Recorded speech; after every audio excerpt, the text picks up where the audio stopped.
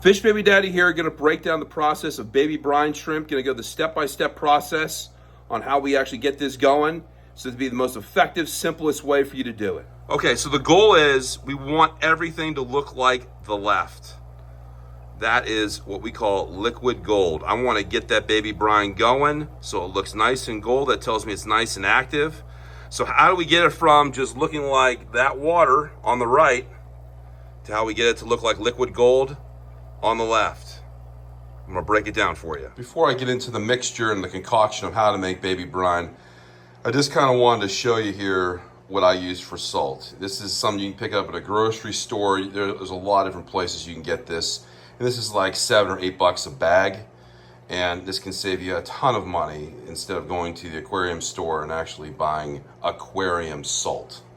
So this is just Morton Pure Natural. And I get this at your local grocery store, and just pick this up, and it gives you a ton of salt. So you can do it tons of times.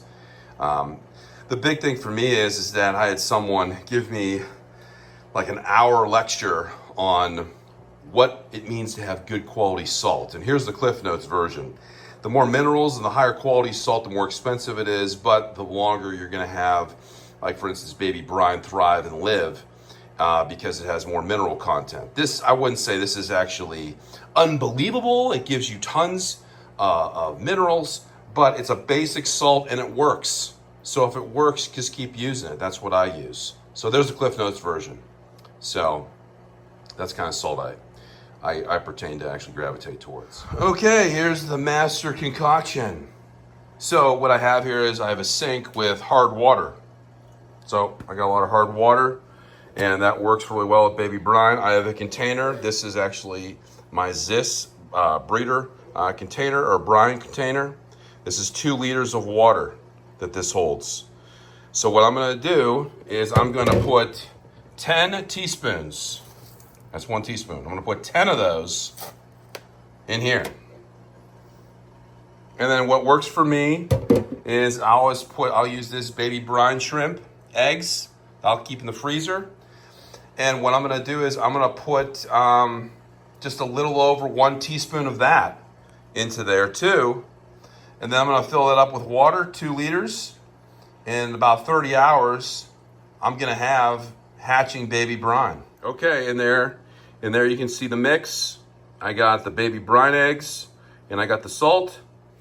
So I just put that in there. And then what I'm gonna do is I'm gonna fill this up with water. Hard water specifically. So if you have hard water, you're gonna have probably a better outcome. Okay, so now I got it bubbling. Got constant air stone, I got constant light on it. And there's mixed reviews on this. I mean, there's mixed reviews in terms of, does it need light? Does it need an air stone? And so you can go online and debate this all you want. I'm just gonna tell you what it's working for me. So if it isn't broke, don't fix it. So I'm going with a light source, 24 hours. My apartment's at 76 degrees. It's not at 80 degrees. And it just takes a little bit longer and it works fine. So you can see it's a little bit more clear than the one on the left. The one on the left I've been using a little bit, so you can see it's decreasing a little bit, but it's still nice and gold. So that tells me it's alive and it's thriving. It's working pretty good for me. And by the time I've run out of the one on the left, the one on the right's gonna be good to go. And so I have a nice sustaining system of just constantly just working on this and always having baby brine for all of my adults to kind of get in the mood so they're ready to actually breed, and then for the fry. And what I'm trying to do is I'm trying to keep my fry with my mature adults, parents, in the tank longer, and I'm finding that they're growing faster and they're developing better. So baby brine, that's how we're going it, and that's how we're doing that system. That's why I had 2 of these going, so that if one's going and it's starting to hatch and the other one starts going down, I have a continuous flow that's always constantly working for me.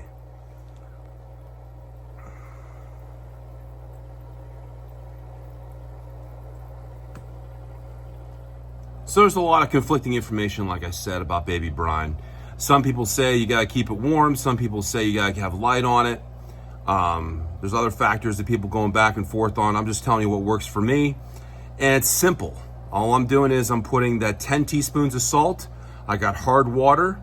I got 2 liters of water, and I'm putting in roughly about a teaspoon, or you can put 2 teaspoons of baby brine, depending on how much you're gonna use. I find that if I use less brine, baby brine, so if I'm using 10 teaspoons of salt with 2 liters of water, like in these containers, and I'm only putting 1 teaspoon of baby brine in, that it lasts longer. The baby brine will last longer because it has more salt than if I actually put in 2 teaspoons. If I put 2 teaspoons in, there's a tendency for it not to last as long because now we have more baby brine in the same amount of salt content. So for me, it lasts a little bit longer, but it all depends on how much you're using, how many tanks you got.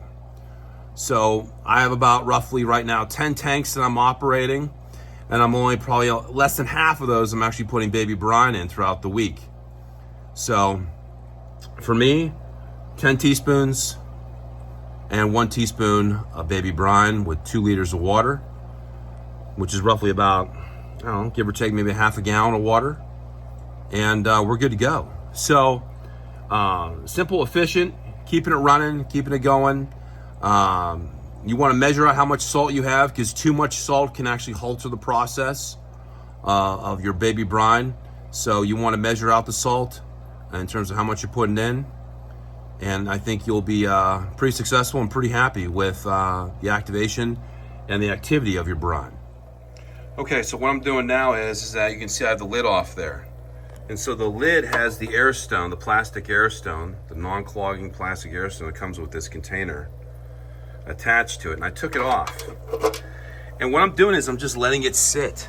I want it to sit for a while, and what I want to do is I want to tilt down the actual light a little bit, and you're going to see a separation, the difference between what's hatched and what's not hatched. And you can even see on top there's a little bit of activity there. You can see the actual brine actually moving, and in the video here there are baby brine that are actually wiggling around near the light. So what I'm trying to do is I'm just trying to separate the difference between hatched and unhatched eggs, and the ones at the top are the ones that are unhatched. And I'm gonna let that sit there for a little bit. And then what I'm gonna do is I'm gonna drain some of this brine into this container, and I'll show you the next step on what I'm doing to actually get this to feed the fish. Still have probably enough brine for probably one more round, and I'll use that. But you can see here what I did was I actually put in this container, and that in there is all brine. They're all wiggling around there.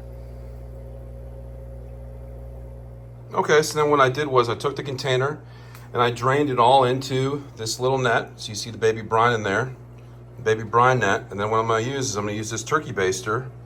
And then what I'm gonna do is I'm gonna shoot that baby brine from the turkey baster into my fry tank. So I have these grow outs in there. I got a couple little fish in there swimming around, and they're gonna love this baby brine. What you'll see in here is you'll see some, all that little particle stuff, that's baby brine. And you got all the little fish are coming out to eat it all. And so I set that up with a bunch of tanks. That's just a good example of it. You can just see all those little fish swimming around. That little guy, he's like loving it. Hopefully breaking down that baby brine system kind of gives you an idea on how easy and effective it is.